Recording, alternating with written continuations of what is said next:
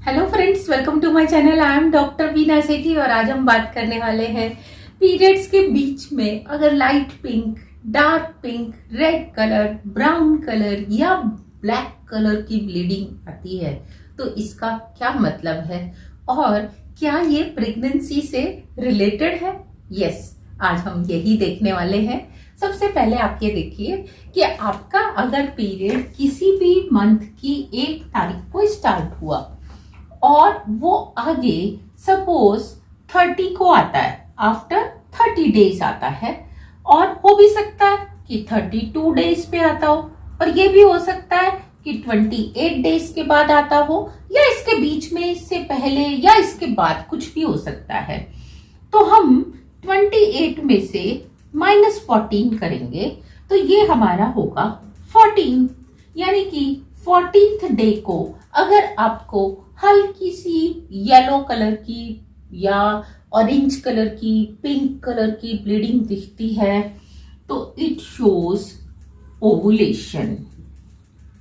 लेकिन अगर आपका पीरियड 29 डेज के बाद आता है तो आपको यही ब्लीडिंग कौन से डे पे मिलेगी?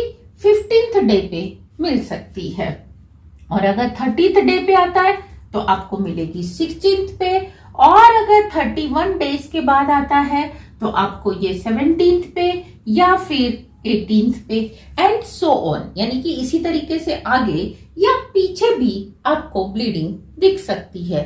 इस ब्लीडिंग का क्या रीजन होता है? ये देखिए कि आपकी ओवरीज में दोनों तरफ, दोनों में से किसी एक साइड हर मंथ में क्या होता है? एक फॉलिकल बनता है। वो धीरे धीरे धीरे धीरे मैच्योर होता है, और जब वो लगभग 18 मिलीमीटर का हो जाता है तो वो कहां पे आ जाता है? फैलोपियन ट्यूब में आ जाता है।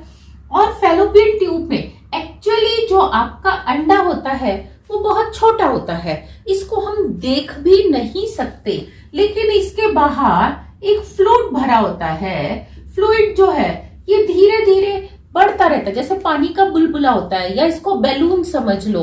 तो ये इस तरीके से पानी इसके अंदर बढ़ता जाता है और इसका साइज 18 मिलीमीटर तक आता है।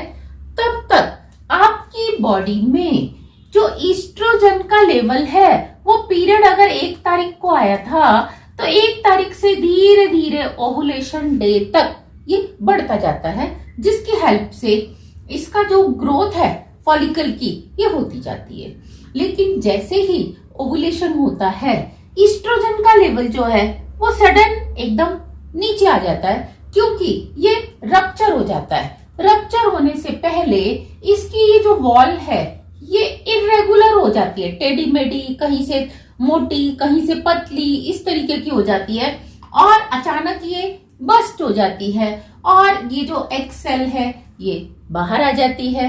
या इसी के बीच में अगर आपने रिलेशन बनाया है तो स्पर्म्स क्या होते हैं? इसको बस्ट करके इसके अंदर जाकर और इस एग सेल के साथ फ्यूज हो जाते हैं। और जब ये फ्यूजन हो जाता है तो आप देखेंगे कि जो प्रोजेस्टेरोन लेवल है वो धीरे धीरे इसके बाद, ओवुलेशन के बाद बढ़ने लग जाता है। और अगर ये नहीं होता तो भी प्रोजेस्टेरोन लेवल बढ़ता है, लेकिन वो इतना नहीं बढ़ता, थोड़ा सा इससे कम बढ़ता है। तो यहाँ पे ये जो एकदम बस्ट हुआ और ये जो ईस्ट्रोजन लेवल एकदम नीचे आया, इसकी वजह से आपको क्रैम्प्स होते हैं, आपको कमर में दर्द होता है, आपको मस्कुलर पेन होता है, आपको फैलोपियन ट्यूब में, जिसको कुछ लोग कह देते हैं नलों में दर्द हो रहा है, तो वो नलों में या तो राइट साइड या लेफ्ट साइड, कभी कभी दोनों साइड भी होने लगता है, क्योंकि आप उसको फील नहीं कर पाते। तो आप ये देखते हैं कि ओवुलेशन के कारण जो है आपको दर्द होता है। और अगर आप इन्हीं दिनों में रिलेशन बनाते हैं, यानी कि जब आपको दर्द स्टार्ट हो गया, जब ये फ्लूइड धीरे धीरे बाहर निकला और आपको डिस्चार्ज महसूस होने लगा, अब ये जो पूरा टूटने का प्रोसेस है वो 1 से 2 दिन ले लेता है। तो आप ये नहीं कह सकते कि जैसे ही पहली बार डिस्चार्ज आया उसी समय ओवुलेशन हो गया, या दूसरे दिन पे हुआ, या 8 घंटे बाद हुआ, या 10 घंटे बाद। जब ये पूरा अगर रप्चर हो गया फिर आप रिलेशन बनाते हैं तो बहुत जल्दी कंसीव करने के चांस हो जाते हैं। तो अगर आप बहुत लंबे टाइम से कंसीव नहीं कर पा रहे हैं, इसका मतलब आपका ये जो अंडा है ये काफी कम टाइम जिंदा रहता है और आप एक ट्रेडिशन के हिसाब से केवल रात को ही रिलेशन बनाते हैं। तो ओवुलेशन डे वाले दिन आपको मॉर्निंग में, आफ्टरनून में और इवनिंग में दिन में 2-3 बार रिलेशन बनाना चाहिए ताकि आप इस ओवुलेशन को कैच कर सको।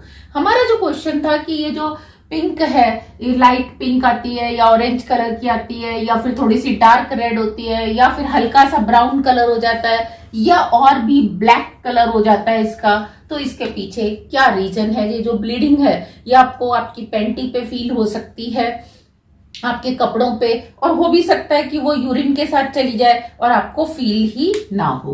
तो अगर ओवुलेशन उसी समय हुआ है और आप थोड़ा सा एक्सर्शन कर रहे हैं तो ब्लीडिंग तुरंत बाहर आ जाती है, सर्विक्स का मुंह खुल जाता है और आपको लाइट पिंक कलर की ब्लीडिंग दिखती है। लेकिन अगर ओवुलेशन हुए 1 दिन हो चुका है तो यही ब्लीडिंग आपको रेड कलर की दिखती है, और अगर और ज्यादा टाइम हो चुका है और वो ब्लड अंदर ही रहा है, बाद में बाहर निकला है, तो वो ब्राउन या फिर और भी पुराना हो गया है तो आपको वो ब्लैक कलर की ब्लीडिंग भी दिख सकती है। और ये एक नॉर्मल प्रोसेस है, इससे आपको घबराने की कोई जरूरत नहीं है, ये कोई टेंशन या बीमारी का कारण नहीं है। इस ब्लीडिंग को हम ओवुलेशन ब्लीडिंग कहते हैं। ये क्रैम्प्स के साथ होती है और जरूरी नहीं कि सबको ये फील हो, सबको ये विजिबल हो, किसी किसी को विजिबल, किसी किसी को क्या, ज्यादातर ये आपको विजिबल नहीं होती। और अगर ये इतनी विजिबल होती तो शायद ये जो ओवुलेशन ट्रैक करने के लिए हम डिफरेंट मेथड्स लगाते हैं, calendar method, discharge method, temperature method, kits से, अल्ट्रासाउंड से, शायद हम ये वाले मेथड्स ना लगाते। लेकिन क्योंकि ये विजिबल नहीं होती इसीलिए आपको डिफरेंट मेथड्स लगाने पड़ते हैं। तो आई होप आपको ये ओवुलेशन वाला जो ब्लीडिंग का कॉन्सेप्ट है ये समझ में आया होगा।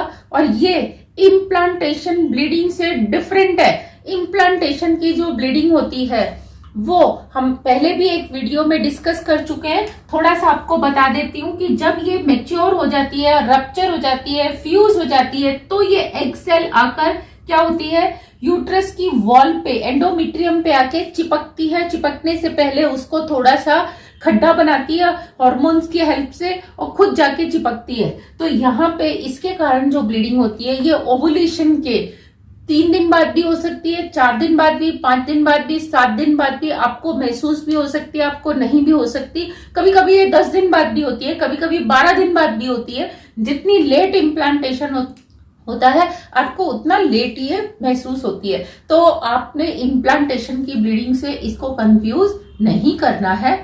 आई होप आपको ये कॉन्सेप्ट समझ में आया होगा और आप अगर एक्सपेक्ट कर रहे हैं, प्लान कर रहे हैं तो आपको ये हेल्पफुल होगा और आप इसको औरों के लिए भी हेल्पफुल बनाएंगे शेयर करने के बाद। Thank you very much, all the very best.